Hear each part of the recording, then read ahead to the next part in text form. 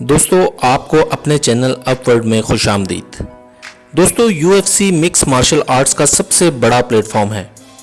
اگر آپ نے یو ایف سی یا ایم ایم اے کا کوئی مقابلہ دیکھا ہوگا تو آپ کو اندازہ ہوگا کہ یہ کھیل جان ہتھیلی پر رکھ کر کھیلا جاتا ہے۔ اس کھیل میں باقی ریسلنگ فارمیٹس کی طرح صرف تن سازی پر ہی فوکس نہیں ہوتا، اور نہ اس کھیل میں کئی مکے سر اور منہ پر کھا کر مد مقابل کے سامنے آدھا گھنٹہ قائم رہا جاتا ہے۔ یہ کھیل حقیقی لڑائی پر منحصر ہوتا ہے، اور اس کھیل میں فائٹر کا ایک زوردار پنچ یا کک جیت ہار کا فیصلہ کرنے کے لیے کافی ہوتی ہے۔ اس کھیل میں ایک ذرا سی غلطی فائٹر کو مقابلے کے ساتھ ساتھ جسمانی نقصان پہنچانے کے لیے کافی ہوتی ہے۔ اس کھیل میں طاقت کے ساتھ ساتھ مارشل آرٹس ٹیکنیکس اور ریسلنگ میں ماہر ہونا پڑتا ہے۔ اس کا اندازہ آپ اس بات سے لگا سکتے ہیں کہ 5 بار ورلڈ اسٹرانگسٹ مین کا ٹائٹل جیتنے والے پولش ایتھلیٹ بھی مکس مارشل آرٹ فائٹس لڑتے ہیں، اور وہ 20 میں سے 7 مقابلے ہار چکے ہیں۔ طاقت، پھرتی اور صلاحیت کے اس کھیل میں جو کھلاڑی سب سے زیادہ مقبول ہوا ہے وہ خبیب نورماگومدوف ہیں۔ اپنی زندگی کے پہلے 16 مقابلے لڑنے اور 16 کے 16 جیتنے کے بعد دنیا کی سب سے بڑی martial art organisation U F C نے خبیب کے ساتھ کانٹریکٹ سائن کر لیا۔ یو ایف سی ایک بہت بڑا پلیٹ فارم تھا، اور یہاں کے فائٹرز بھی انتہا کے خطرناک اور ویل ٹرینڈ تھے، مگر یو ایف سی کی پہلی 9 فائٹس میں خبیب نے اپنے مد مقابل فائٹرز کا جو حال کیا اور 9 کی 9 فائٹس جیت کر شائقین کو یہ کہنے پر مجبور کر دیا کہ خبیب جیسا فائٹر پوری دنیا میں اور کوئی نہیں۔ دنیا میں سب سے اہم چیز اس کے نزدیک اس کا مذہب اسلام ہے، اور دنیا بھر کے مسلمان اس کی اس ادا پر فخر محسوس کرتے ہیں۔ جب وہ فائٹ کے لیے رنگ میں آتا تو رب سے دعا کرتا، اور فائٹ جیتنے کے بعد اپنے رب کا شکر بھی رنگ میں ہی ادا کرتا تھا۔ نہ صرف خبیب کے کیریئر کا بلکہ یو ایف سی اور ایم ایم اے کی ہسٹری کا سب سے بڑا اور منفرد مقابلہ خبیب کی پاپولیرٹی میں کئی گنا زیادہ اضافہ کر گیا۔ جب یو ایف سی نے خبیب کو یو ایف سی کے لیے چیمپئن شپ لڑنے کا موقع دیا، اس وقت ایک فائٹر میک گریگر عروج پر تھا۔ وہ 2 ویٹ ڈویژن چیمپئن تھا۔ اس کا ایک دوست تھا آرٹم لوبوو۔ اس نے خبیب کی وننگ سٹریک دیکھتے ہوئے اور اس کی بڑھتی ہوئی پاپولیرٹی کو دیکھتے ہوئے سوشل میڈیا پر ایک ویڈیو میسج شیئر کیا کہ اگر خبیب کی فائٹ گریگر سے ہوئی تو گریگر اس کو موت کی نیند سلا دے گا، اور گالیاں بھی بکیں۔ جب خبیب کو اس ویڈیو کے بارے میں پتہ چلا تو اس نے آرٹم لوبوو کو ایک جگہ دیکھ لیا اور اس سے جا کر بحث کی کہ تم نے مجھے گالی کیوں نکالی۔ معاملہ رفع دفع کروایا گیا۔ پھر آرٹم نے فون کر کے گریگر کو ساری بات بتائی۔ اس وقت گریگر آئرلینڈ میں تھا۔ وہ فوراً بروکلین پہنچا جہاں خبیب کی U F C fight schedule تھی۔ گریگر نے خبیب کی بس پر حملہ کیا، مگر سیکیورٹی نے خبیب کو جوابی کارروائی کرنے سے روکے رکھا۔ گریگر اور اس کے ساتھیوں نے بس کے شیشے بھی توڑ دیے، اور اسی واقعے میں ایک اور یو ایف سی فائٹر جو خبیب کے ساتھ اس بس میں سوار تھا معمولی زخمی بھی ہو گیا۔ اس کے بعد خبیب نے میڈیا کے ذریعے گریگر کو للکارا کہ بس مجھے جگہ بتا کہ آنا کدھر ہے۔ کچھ دنوں بعد خبیب کی فائٹ الکوینٹا سے تھی۔ یہ فائٹ ورلڈ چیمپئن شپ کے لیے لڑی گئی۔ اس فائٹ میں بھی خبیب فاتح پائے اور ورلڈ چیمپئن بن گئے۔ ورلڈ چیمپئن بننے کے بعد میڈیا ٹاک میں خبیب نے گریگر کو چیلنج کر دیا، اور یو ایف سی نے گریگر اور خبیب کی فائٹ کو شیڈیول کر دیا۔ 2018 میں ہونے والی یہ فائٹ پوری دنیا میں یادگار بن گئی، کیونکہ نہ صرف خبیب کے لیے بلکہ پوری دنیا کے مسلمانوں کے لیے یہ فائٹ عزت اور غیرت کا معاملہ بن گئی تھی۔ یہ فائٹ امریکہ کے شہر لاس ویگاس میں یو ایف سی کے پلیٹ فارم پر لڑی گئی تھی، جس میں 5 فٹ 10 انچ قد اور 70 کے جی کا خبیب دنیا کا پہلا مسلمان U F C champion, martial artist اور Irish martial artist McGregor مد مقابل تھے۔ اس وقت میک گریگر کو دنیا کا خطرناک ترین مارشل آرٹسٹ اور ناقابل شکست تصور کیا جاتا تھا۔ جتنا اچھا وہ فائٹر تھا، اتنا ہی زیادہ وہ شرپسند، بد لحاظ اور گالی گلوچ کرنے والا گھمنڈی انسان تھا۔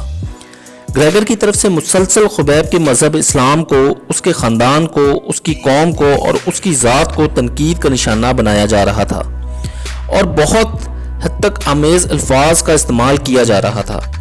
ان کی فائٹ پریس کانفرنس میں گریگر نے خبیب کو شراب دیتے ہوئے کہا کہ یہ لو شراب پیو، جس پر خبیب نے کہا ہمارے مذہب میں شراب حرام ہے، جس پر اس نے کہا تم میرے سامنے چونٹی سے زیادہ حقیر ہو اور اس فائٹ کے بعد اپنی ہڈیاں سلامت لے کر واپس نہیں جاؤ گے.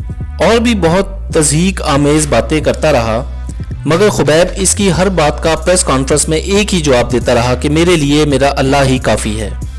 جس دن ان کی فائٹ تھی، ان کی فائٹ ٹکٹس فیئر ویلیو سے 500 گنا زیادہ ریٹ پر بلیک میں بکیں اور ٹکٹ سیلنگ کا ورلڈ ریکارڈ بریک کر گئیں.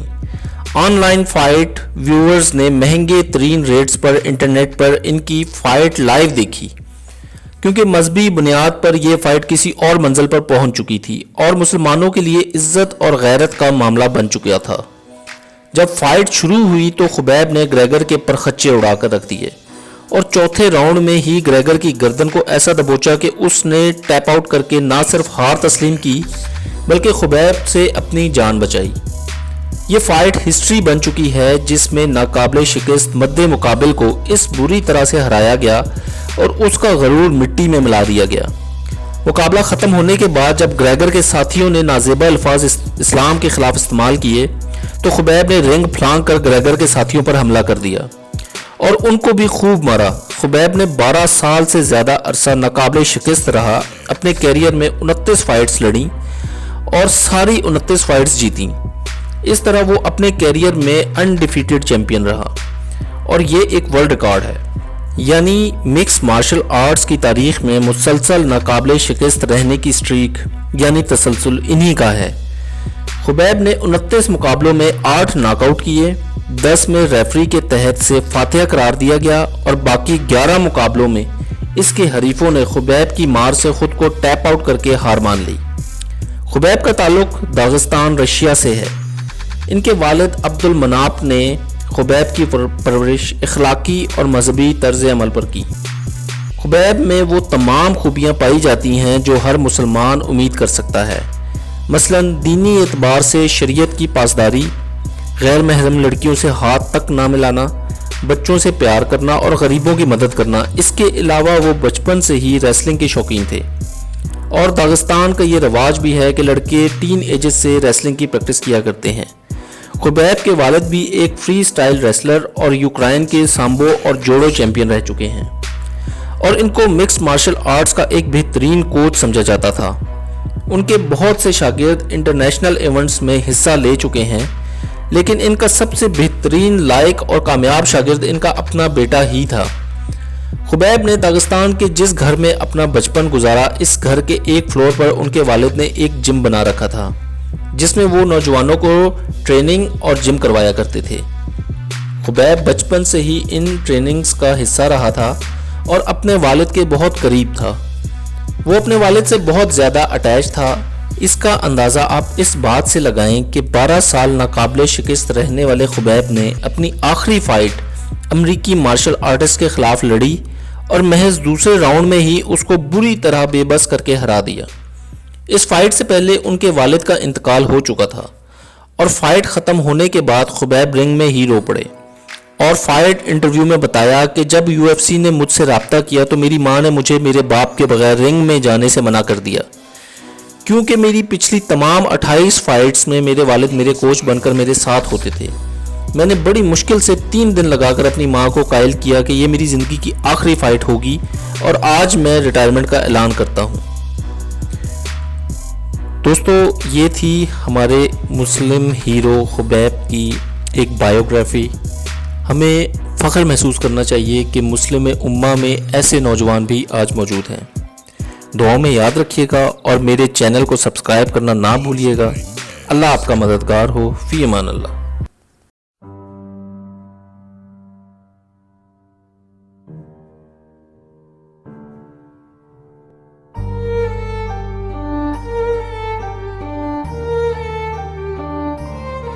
Yeah, Habib was a beast. Yeah. I haven't watched many of his fights. I watched him. I said I need to go back to my man. He fighted every time. Yeah, he's a monster. His wrestling and his ground and pound is just so ferocious. It's just on such another level. And when he gets a hold of guys, he's getting a hold of guys that are really good and just ragdolling them. Yeah. Just beats the shit out of people, gets you to the ground. I was a big fan of him. I'm like, man, He's something special. this dude is He's something crazy. special. First of all, I want to say, Alhamdulillah, God gave me everything. Alhamdulillah. I know you got this. You don't like this. Alhamdulillah. Tomorrow night, I'm gonna smash your boy, guys. I'm gonna smash your boy.